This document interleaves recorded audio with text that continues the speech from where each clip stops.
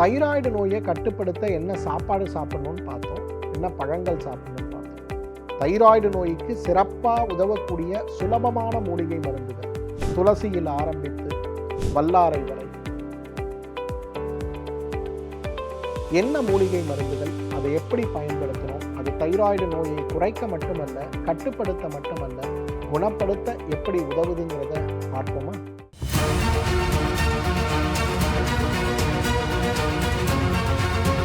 Doctor Srivarma's ஆரோக்கியமும் ஆன்மீகமும். உங்களுடைய வெல்னஸ் குருஜியுடைய அன்பான வணக்கங்கள். உணவே மருந்து. உணவை கொண்டு ஆரோக்கியமான வாழ்க்கை எவ்வாறு வாழ்வது, உடலில் ஏற்பட்டிருக்கக்கூடிய நோய்களுடைய தீவிரத்தை குறைப்பது, சில ஆரம்ப நில நோய்களை எவ்வாறு உணவை கொண்டு குணப்படுத்தி கொள்ள முடியும் அப்படிங்கிறதை பற்றி தான் இந்த நிகழ்ச்சியில் விவரமாக நாம் பார்த்து கொண்டிருக்கிறோம்.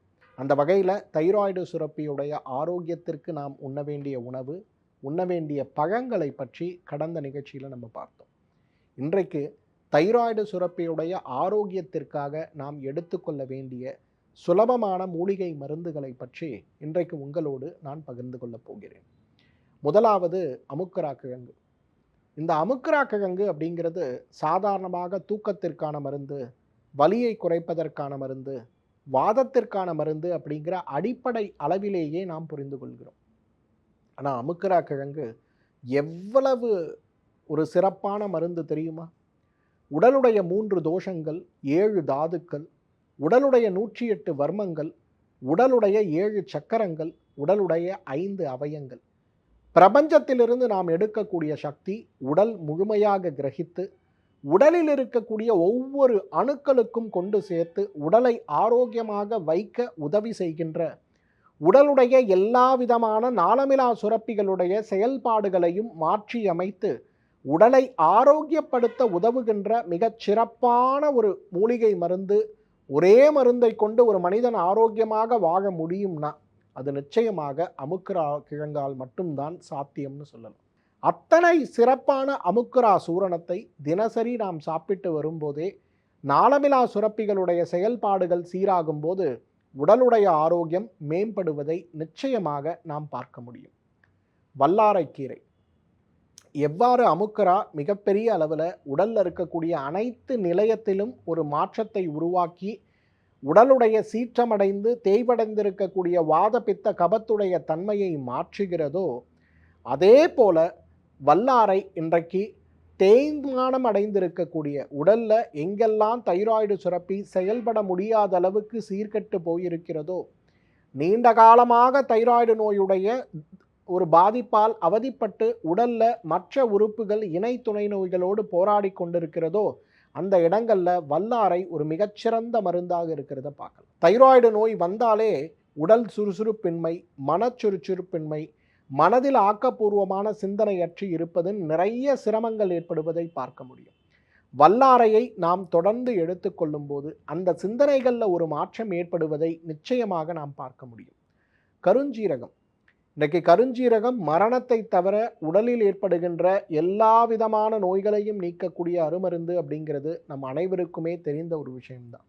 ஆனால் தைராய்டு நோய்க்கு இந்த கருஞ்சீரகம் மிகப்பெரிய மருந்துன்னு நம்மில் எத்தனை பேருக்கு தெரியும்?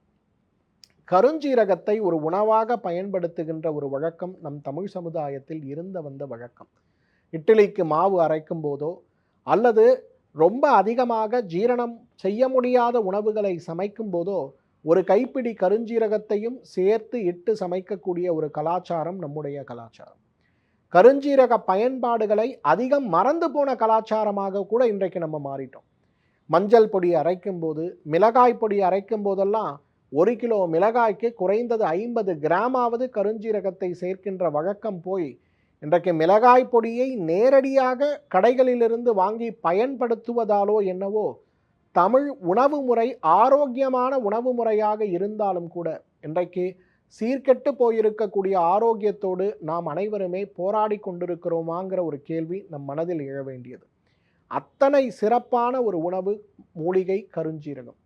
கருஞ்சீரகத்தை நேரடியாக ஒரு தேக்கரண்டியாகவோ அல்லது கருஞ்சீரகத்திலிருந்து எடுக்கக்கூடிய எண்ணெயை ஒரு 2 மில்லி அளவுக்கு காலை வெறும் வயிற்றிலோ தொடர்ந்து சாப்பிடும்போது தைராய்டு கட்டிகள்னு சொல்லக்கூடிய, காய்டர்னு சொல்லக்கூடிய தைராய்டில் ஏற்பட்டிருக்கக்கூடிய வீக்கம் குறைந்து போகிறத நம்ம பார்க்க முடியும்.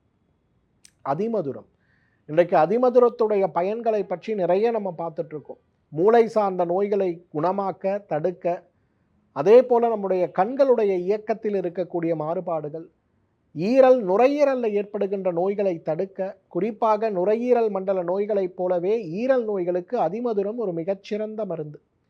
அதிமதுரம் வெறும் நுரையீரல் நோய்களுக்கு மட்டுமல்ல, தைராய்டுடைய செயல்பாட்டுக்கு தேவையான சக்தி ஓட்டத்தை கொடுப்பதில் அதிமதுரம் ஒரு மிகச்சிறந்த மருந்து. அதிமதுரத்தை நாம் தொடர்ந்து எடுக்க ஆரம்பிக்கும் போது நம்முடைய ஆரோக்கியம் மேம்படுவது மட்டுமல்ல, இது சார்ந்த சிரமங்களற்ற ஒரு நிலையிலும் நாம் இருப்பதை பார்க்க முடியும். யாரெல்லாம் தைராய்டு நோயினால் அவதிப்பட்டு கொண்டிருக்கிறீர்களோ, இந்த அதிமதுர சூரணத்தை ஒரு 2 கிராம் மூலிகை தீநீராக சாப்பிட முடியுமான்னு பாருங்கள். அவ்வளவு பெரிய மாற்றம் உங்கள் உடம்புல ஏற்படுவதை நம்ம பார்க்க முடியும். திரிபலா, கடுக்காய், நெல்லிக்காய், தாண்டிக்காய், இது 3ம் சேர்ந்தது தான் திரிபலா. இந்த 3ம் தனித்தனியாக செயல்படும் போது வேறு வேறு மருத்துவ குணங்களை கொண்டு இருந்தாலும் ஒன்றாக சேரும்போது மிகப்பெரிய காயகல்ப மருந்தாக செயல்பட்டு விடுவதை பார்க்கிறோம். ஒரு காயகல்ப மருந்தாக இது செயல்படும் போது பெரிய அளவில் உடலுடைய மாற்றம் ஏற்படுவது மட்டுமல்ல, உடலில் இருக்கக்கூடிய கழிவுகளும், குறிப்பாக தைராய்டு நோயை உருவாக்கக்கூடிய, தைராய்டு நோயினால் உருவாகக்கூடிய ரொம்ப குறைந்து போயிருக்கக்கூடிய வளர்சிதை மாற்ற விகிதாச்சாரங்களை சீரமைப்பதற்கு திரிபலாவை விட சிறந்த ஒரு மருந்து இருக்குமாங்கிறது கேள்விக்குறிதான். நிறைய பேர் சொல்லுவோம், திரிபலா சூரணம் சாப்பிடும்போது மலம் கழியும் போது உடலில் ஒரு பெரிய சுறுசுறுப்பை நான் உணர்கிறேன் அப்படின்னு சொல்லுவோம். அதற்கு காரணம் மலம் கழிவது கிடையாது. திரிபலா சூரணத்தை சாப்பிடும்போது உங்களுடைய பேசிக் மெட்டபாலிக் ரேட் அதிகமாகிறத நம்ம பார்க்க முடியும். பேசிக் மெட்டபாலிக் ரேட் அதிகமாகும் போது உடல் ஆரோக்கியமும் மிகப்பெரிய அளவில் மாற்றமடைந்து விடுவதை நிச்சயமாக நாம் பார்க்க முடியும். துளசி, இன்றைக்கு துளசியை விட சிறந்த உணவு ஏதாவது இருக்குமா? காலை எழுந்த உடனேயே இறை வணக்கத்திற்கு பிறகு 2 துளசி இலைகளை சாப்பிடுகின்ற வழக்கம் இருப்பவர்களை நீங்கள் பாருங்கள். அதில் 99% அவர்களுக்கு தைராய்டு நோய் இருப்பதையோ, நுரையீரல் நோய் இருப்பதையோ, மூளை சார்ந்த நோய் இருப்பதையோ நாம் பார்க்க முடியாது. இன்றைக்கு துளசியை கூட இறை பிரசாதமாக கிடைத்தாலும் கூட காதில் வைக்க ஆசைப்படுகின்றவர்கள் தான் இருக்குமே தவிர நம்ம யாரும் சாப்பிடுவது கிடையாது. தினசரி காலை எழுந்த உடனே 2 அல்லது 3 துளசியை இறை வழிபாட்டின் போது சாப்பிடுகின்ற ஒரு பழக்கத்தை வைத்து பாருங்களேன். பெரிய மாற்றம் தைராய்டில் நிகழ்கிறத நம்ம பார்க்க முடியும். மஞ்சள், இன்றைக்கு மஞ்சள் பொடி அப்படிங்கிறது நிறத்திற்காக, சுவைக்காக, சமையலுக்காக பயன்படுத்துகின்ற உணவாக பார்க்கிறோம். ஆனால் கிடையாது.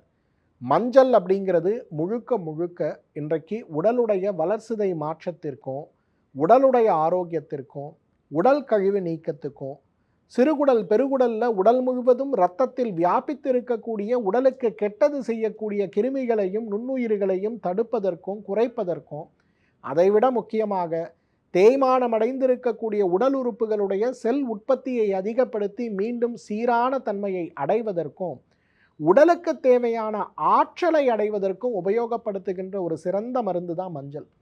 மஞ்சளை தொடர்ந்து நம்ம பயன்படுத்தும் போது நம்முடைய ஆற்றல் மேலிடுவது மட்டுமல்ல, தைராய்டு சுரப்பியுடைய செயல்பாடும் மாற்றமடைவதை பார்க்க முடியும். மந்தாரையை பற்றி நான் நிறைய சொல்லியிருக்கேன். இன்றைக்கு தைராய்டு நோயை நேரடியாக கட்டுப்படுத்த, குணப்படுத்த ஒரு பெரிய ஒரு இயற்கை மருந்து இருக்கும்னா மந்தாரை தான். இன்றைக்கு மந்தாரையில் கிட்டத்தட்ட 13,000 ஆராய்ச்சிகள் இன்றைக்கு உலகம் முழுவதும் நடந்திருக்கிறத பார்க்கும்.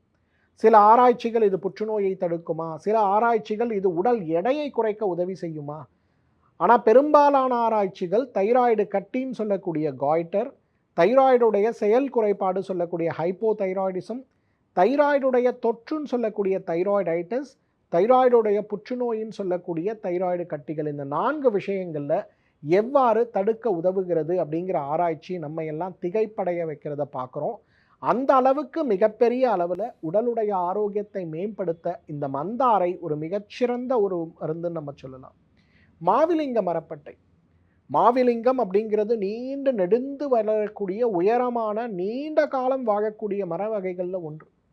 அந்த காலத்தில் தேர் சக்கரங்கள்லாம் செய்யும்போது மாவிலங்க மரத்திலிருந்து எடுக்கக்கூடிய சக்கரங்கள், எடையை தாங்கக்கூடிய பெரிய பெரிய பல்லக்குகள்லாம் அதில் தான் செய்வாங்க. அவ்வளவு உறுதியான ஒன்று. உடம்பில் ஏற்படுகின்ற கட்டிகள் எந்த வகையான கட்டிகளாக இருந்தாலும் மாவிலிங்கத்தை நாம் பயன்படுத்தணும்னா கரைந்து போய்விடுவதை பார்க்க முடியும். தைராய்டு சுரப்பியில் ஏற்படுகின்ற வீக்கம்னு சொல்லக்கூடிய காய்டருக்கு இந்த மாவிலிங்க மரப்பட்டையும் மாவிலிங்க இலையும் வேர்பட்டையும் மிகச்சிறந்த மருந்துகள்னு சொல்லுவோம்.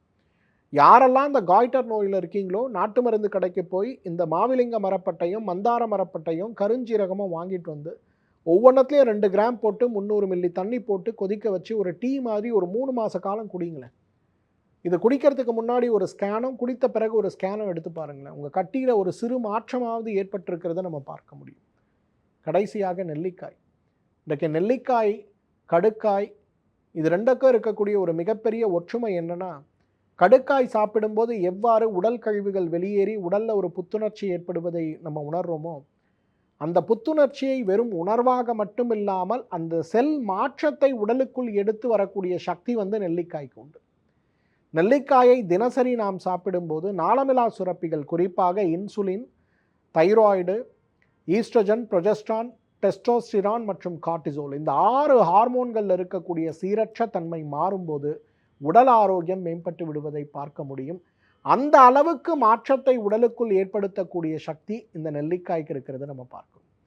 அப்போ உடலில் இருக்கக்கூடிய நாளமிலா சுரப்பிகளுடைய செயல்பாடுகள் மாறணும், தைராய்டு ஆரோக்கியமாக இருக்கணும்னா மாத்திரைகள் சாப்பிடுவது ஒரு புறம் இருந்தாலும், மாத்திரைகள் சாப்பிட்டாலும் என்னுடைய நோய்த்தன்மை குறையவில்லைங்கிற வருத்தம் ஒரு புறம் இருந்தாலும், முறையான முயற்சியாக இந்த மூலிகைகள் சேர்ந்த தீநீரையோ அல்லது நேரடியாகவே மருந்தாகவோ இதை நாம் எடுத்துக்கொள்ளும் போது தைராய்டு நோய்கள் குறைந்து போய், நோய்களுடைய பக்க விளைவுகள் குறைந்து போய், நோய் நன்றாக கட்டுப்பட்டு ஒரு ஆரோக்கியமான வாழ்க்கையை ஆயுள் முழுவதும் நம்மால் வாழ முடியும். மீண்டும் மற்றொரு ஆரோக்கிய குறிப்போடு உங்களை சந்திக்கிறேன். அதுவரை உங்களிடமிருந்து விடைபெறுவது உங்களுடைய வெல்னஸ் குருஜி. நன்றி, வணக்கம். ஆயுர்வேதம் ஒரு பொக்கிஷம், நம் ஆயுள் நீட்டக்கும் அற்புதம். டாக்டர் ஸ்ரீவர்மாஸ் அறுவை சிகிச்சையில்லா குணம், இது ஆயுட்கால நிவாரணம். டாக்டர் ஸ்ரீவர்மாஸ் அனைத்து நோய்களுக்குமான குணம், அழகு தரும் மூலிகைகள், ஆரோக்கியம் தரும் மருத்துவர்கள்.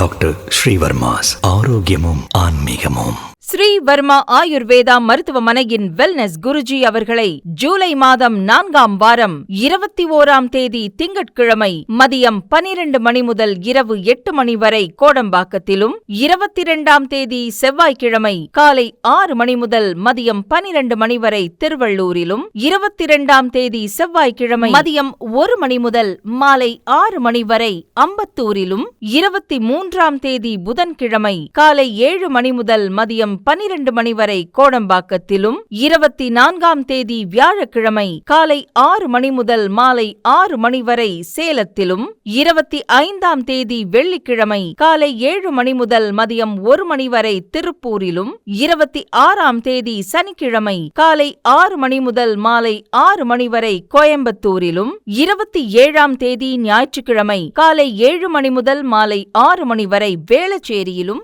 28ஆம் தேதி திங்கட்கிழமை மதியம் 12 மணி முதல் இரவு 8 மணி வரை கோடம்பாக்கத்திலும், 30ஆம் தேதி புதன்கிழமை மதியம் 12 மணி முதல் இரவு 8 மணி வரை கோடம்பாக்கத்திலும் ஆச்சாரியா டாக்டர் ஸ்ரீவர்மா அவர்களிடமும் வெல்னஸ் குருஜி அவர்களிடமும் நேரடியாக பயிற்சியும் ஆசியும் பெற்ற doctor Hemala Tiruvallur, doctor Aneesh Fathima Ambattur, doctor Surya Kodambakkam, doctor Jayaroopa Manapakkam, doctor Megala Velachery, doctor Jayakanthan Pondicherry, doctor Rizwana Tiruvannamalai, doctor Saraswathi Salem, doctor Mary Kalsa Trichy, doctor Abinasha Thanjavur, doctor Abina Mubisha Madurai, doctor Jebashin Nagercoil, doctor Malathi Coimbatore, doctor Kiruthika Hosur, doctor Guna Apsara Bangalore,